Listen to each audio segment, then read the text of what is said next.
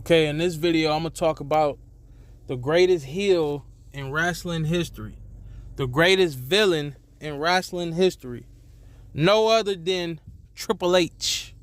That's right, Triple H. The greatest heel in wrestling history, people. Now, some of y'all might throw some other names out there, but nah. This man was a heel from the moment he stepped into wrestling to the moment he left out of it. When I say wrestling, I mean a wrestling ring. The moment he walked into a wrestling ring to the moment he walked out of it, Triple H has been a heel. Hunter Hearst Helmsley, Triple H. First of all, the man has a magnificent name as a wrestler. Triple H. Like, what is that? Then you say, well, wait a minute. What is, you can say, first of all, the guy's name, see, this is what I say in all my videos about these wrestlers that stand out, right? That literally created something. This is character creating at its finest. First of all, the man's name is Paul Levesque. I think I'm saying his last name right. But his wrestling name, his stage name is Hunter Hearst Helmsley. But yet he doesn't go by that. He goes by Triple H, which is an abbreviation of letters for his name. And you can say it one of two ways. Triple H, spelling it Triple space the letter H. Or you could just go Triple H. 3 H's capitalized. The man is a genius, people. Triple H. So, let's get into the origin stories, right? Now, Triple H isn't the quote-unquote rags to riches story. Like, Triple H didn't grow up poor or nothing like that. You know, he's from a middle-class family. Family had money. In New Hampshire, a nice town in New Hampshire. But, and here's the thing I want to say about this too. The fact that he managed to get to the position he's currently in now lets you know that if Triple H didn't become a wrestler, he could have became anything he wanted. Because the man knows how to maneuver through the corporate structure of any corporation. Prime example, the WWE. Now, if you look at Triple H, right? If you look at his career, a lot of people say he buried a lot of people in his heyday. But you got to understand from Triple H perspective why that might have happened. And I'm going to explain to you why that might have happened. Remember the last curtain call or whatever they called it when it was Triple H, Shawn Michaels, Scott Hall, and Kevin Nash in a cage match, I believe? Remember, Scott Hall and Kevin Nash were leaving to go to WCW. Shawn Michaels was the man on top. Triple H was at the bottom of the totem pole. He was the low man on the totem pole. And he seen firsthand what it was like to receive the backlash and also the booking when there's consequences involved. When you make bad decisions, this is how you're going to be booked. He's seen it firsthand. But even before that situation, he's seen what it was like from Shawn Michaels to politic, to play politics. He's seen firsthand what it was like from the top guy of the company to politic his way all up and down the street. Shawn Michaels, when he was at his grimiest, when Shawn Michaels was at his grimiest, Triple H was there side by side with him and saw firsthand what it was like to politic and make sure you stayed on top. And you know what happened? He never forgot that. And when that curtain call situation happened and he was the one who felt the brunt of it, he never forgot it. And you know what Triple H said? He seen that forbidden fruit backstage. That the owner of the company, Vince McMahon, told everybody not to touch Stephanie McMahon. But in Triple H's mind, you know what he was saying? It's no way in this world I'm about to play this game to chance. See, his whole moniker is time to play the game, because he played the game well. He seen what happened. He seen what it was like to politic from the top guys. He seen what it was like to get buried for the mistakes of a group, but you the one that's the lowest on the totem pole, so you're going to suffer the biggest consequences. He seen what it was like. So you know what he did? He played the game. Triple H played the motherfucking game. You know what he did? See, what we call Triple H, what Triple H will be called is he's a player. You know what I mean? He a Mac. He that dude. He know how to, he gamed up. Triple H, listen, Triple H is gamed up, people, because he went after Stephanie McMahon, the one that Vince McMahon, the owner of the company, the biggest wrestling company in the world. He told every single one of them, she's not to be messed with. She's not to be touched. Don't go near my daughter. And you know what happened? Triple H said, I ain't leaving this up to chance. My career potentially hanging in the balance. Me potentially sliding down the main event scene, going into the mid-card role. No, I ain't letting that happen. So he gamed up. Triple H gamed her up. Stephanie McMahon, yeah, he got on her like, listen, whatever happened between me and you is going to happen. So he gamed her up. He got brolic. Triple H got brolic back there like, yeah, I'm going after what he told me not to. And you know what happened? Not only did he game her up, not only did he get her, he married her. He married a millionaire's daughter. He married a soon-to-be billionaire's daughter. His spot was solidified after that. What you gonna do? This is your daughter. This is your pride and joy. You gonna tell her no when she telling you that the man she's in love with, the love of her life, she wants him to be on top? You really think you gonna tell your daughter no? No, you gonna do what your daughter said. You know what else is crazy?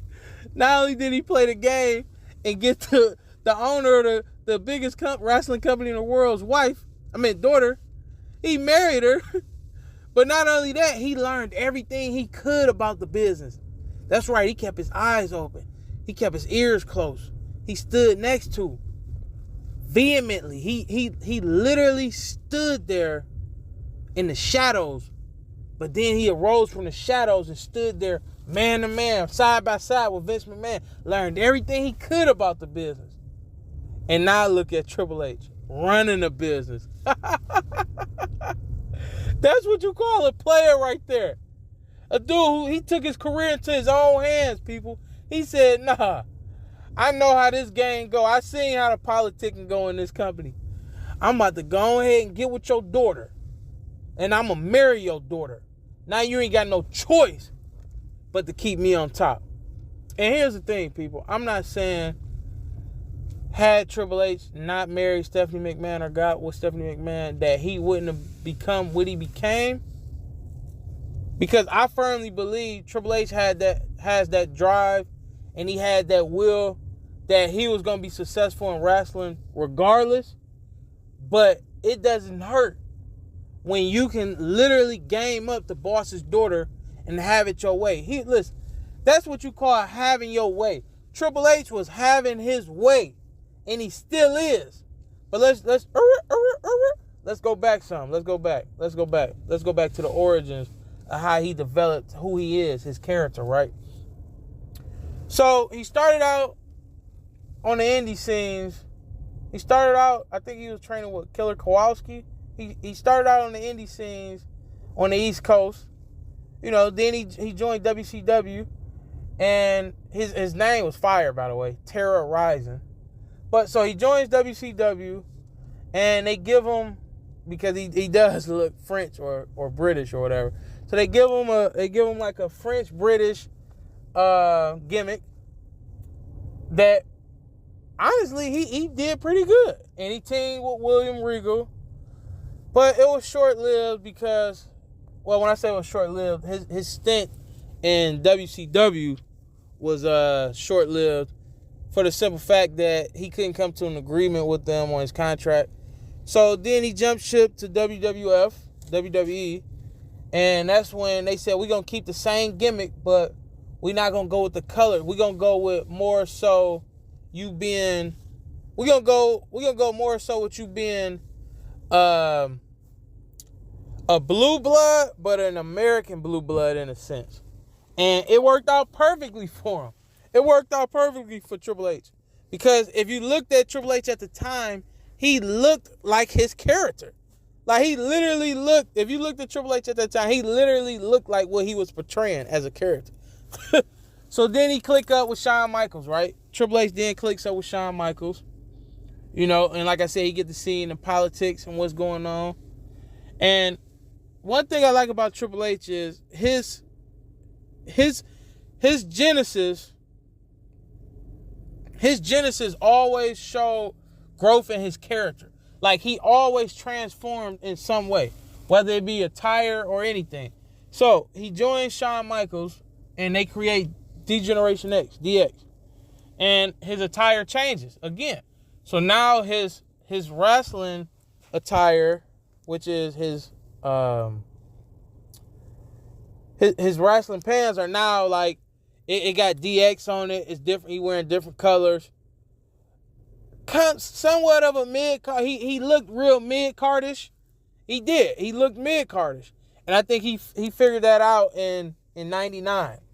I want to say the end of 98, probably like the beginning of 99 or the middle of 99. He figured that out, like, okay, I got to change my wrestling attire again. So he changed his attire to the wrestling tights that had the triangle in the middle, in the front and in the back. Now those tights was fire. Those tights was fire because he had the black and red, he had the black and green, he had the black and like silver. It was fire. Those was fire. But then he also realized he needed to become bigger because Triple H already like 6'4". It wasn't that he was skinny or anything. Just for his size being 6'4", he wasn't as buff as he should have been. And he realized that. And also, he comes from a bodybuilding background. So what happened? Boom. He gets brolic. So now he's brolic. Okay. Now the attire, it looks decent, but it's covering him. You can tell, like, okay, this is a decent attire, but it's hiding something. It was hiding his full physique because all you seen was from the waist up, which is okay. He's cut, he's ripped, but it was hiding his lower development. So what happened? He ditches the tights and he goes to the traditional wrestling underwear. Boom! You see his whole physique. Now he's a complete. Then he changes his entrance. Now he's a completely different. Changes his entrance music as well. Now he's a completely different person. And here's another thing, too. I just want to throw a name out there. JBL, Triple H and JBL literally had two of the greatest transformations in wrestling history. Bradshaw went from, first off, I didn't even know who JBL was when he first debuted as JBL because I was so used to seeing him as Bradshaw. I'm like, wait a minute, he actually could look like that? Him and Triple H had two of the greatest transformations in wrestling history in terms of appearance. From theme song to attire to just wrestling appearance. Notice though, with both of them, they both, when they changed their appearance, they both went to the traditional wrestling underwear, which helped they gimmick and they look visually out tremendously. So, now, it's time to play the game. One step to the song, let me give a hand, Triple H. Now he changed the theme music. Now he on fire right now as a heel. So, what happens, okay? So, he ditches DX, turns on him. Then, he later on... Okay, so he goes with... Him and Shawn Michaels are part of DX. Shawn Michaels leaves, or whatever. Then, Shawn Michaels come back, turn on him. So, they become...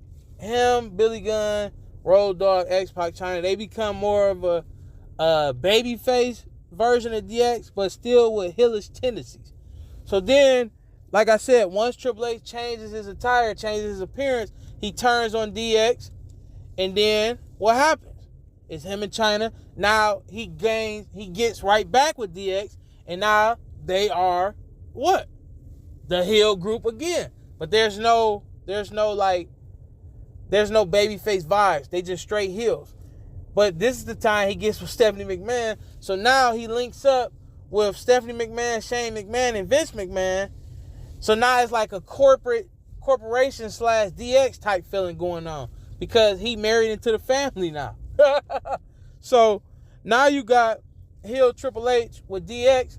So then what happens? He finally breaks off from them again. So now it's just him and the McMahon family. And they rolling hard.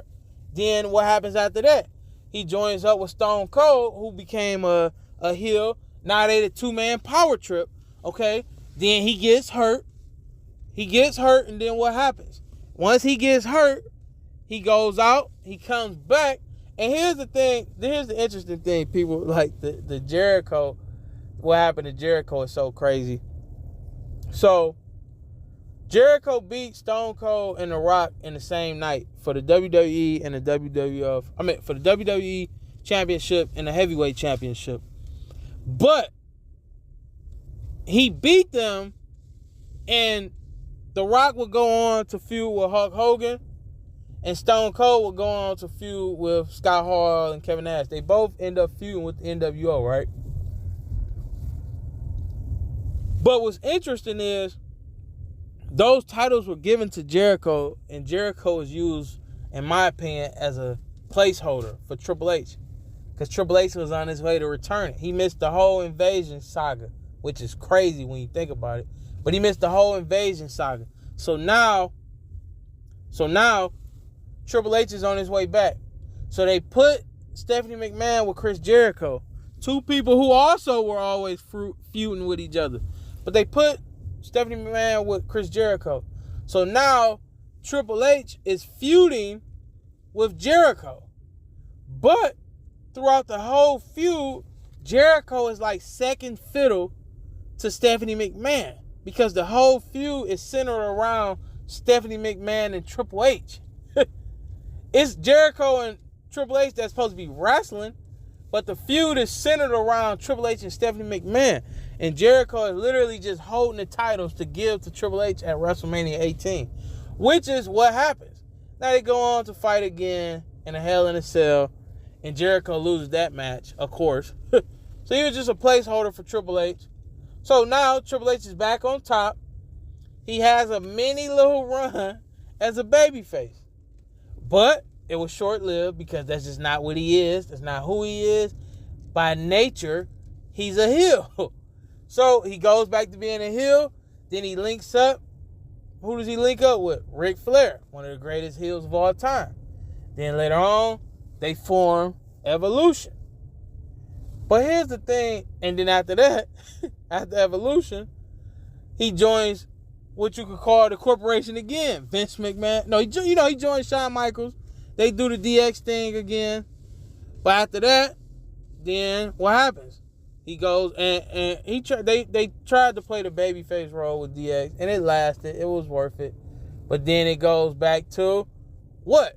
Him being a villain again. Linking back up with the power structure. Kane, Vince, all of these guys, Shane.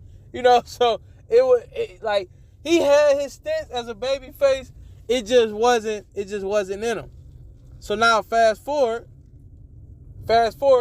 he then goes from full-time wrestler to part-time, then being part of the corrupt system of the higher-ups in the company, as he, usually does. But something else I want to point out, right, about Triple H. And the reason why he's the greatest heel. Because he made you dislike him.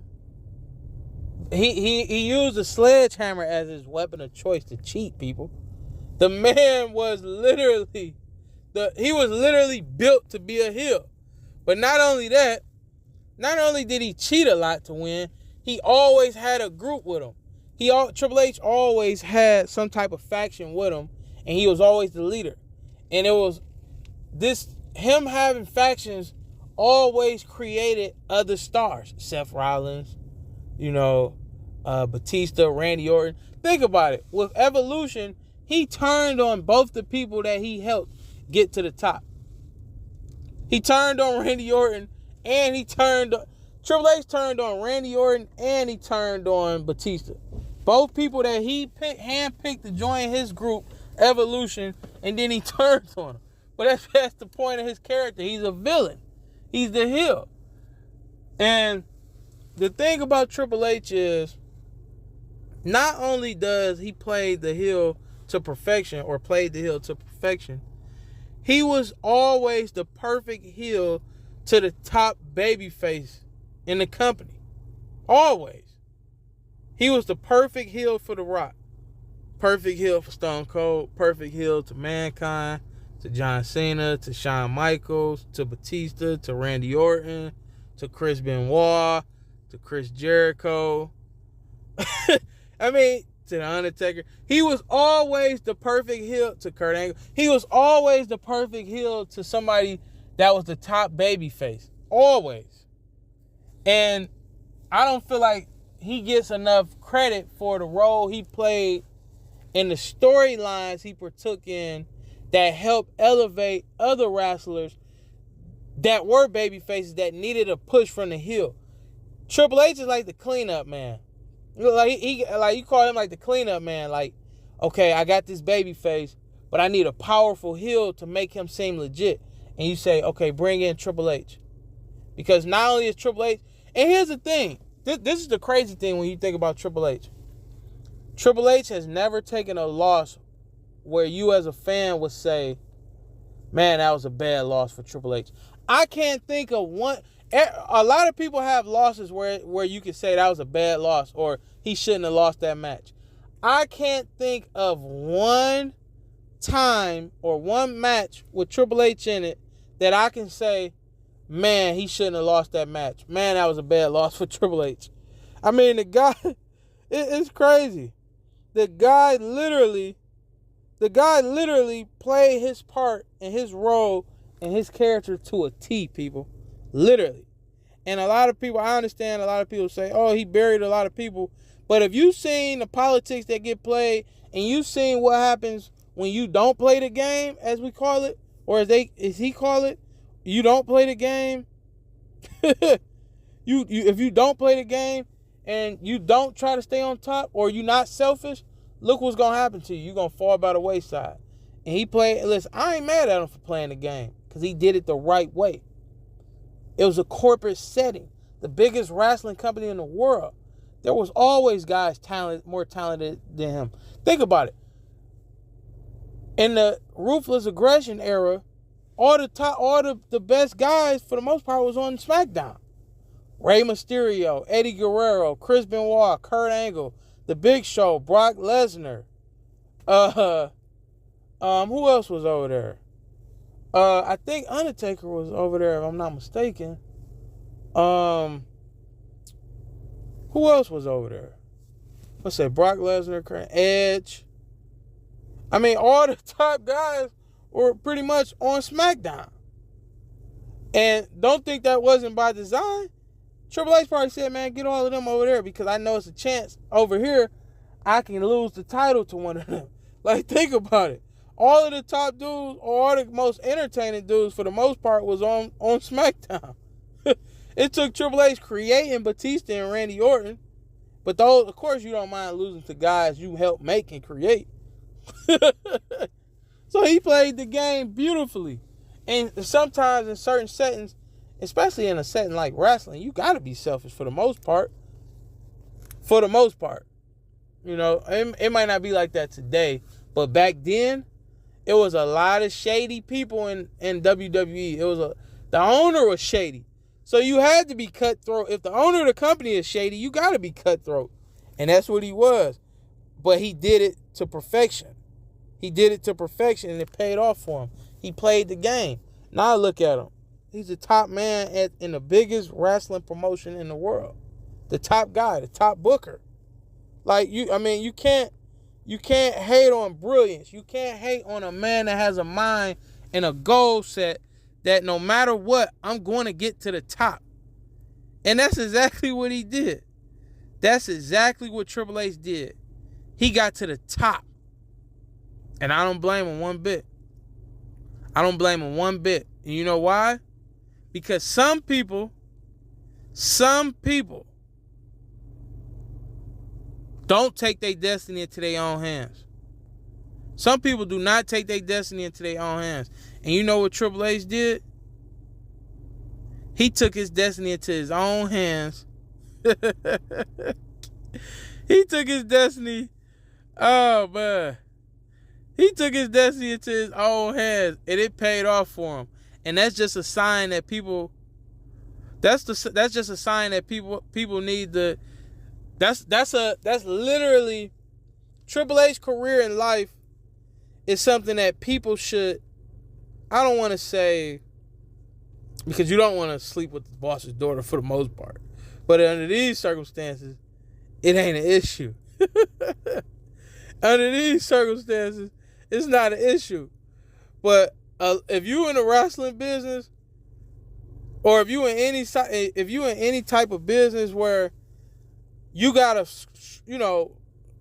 scratch and fight your way to the top, being cutthroat, hey, that might not be the worst thing ever. It might not be the worst thing to do, being cutthroat. But of course, under certain circumstances. And Triple H knew how to maneuver through the wrestling business. He knew how to do it. And it was beautiful, people. It was beautiful. And he did his thing. And a lot of people might say, oh, well, Triple H, he was this or he was that. But one thing I will say about him, man, because like I said, as a kid, I did not like Triple H. I couldn't stand him. But that was him doing his job. He wasn't supposed to be liked because he was a villain. He wasn't supposed to be liked because he was a villain. But as I got older, I appreciated his role. I appreciated his role as a villain. I appreciated it because without Triple H, we wouldn't have got a lot. We wouldn't have got a lot of the. We wouldn't have got a lot of the great baby faces and the babyface runs that we got today had it not been for Triple H. That man Triple H is a wrestling legend. He's an icon, and he deserves all the praise that he gets. Because without him, who knows where the WWE would be right now, and who knows where the wrestling business would be right now if it wasn't for Triple H.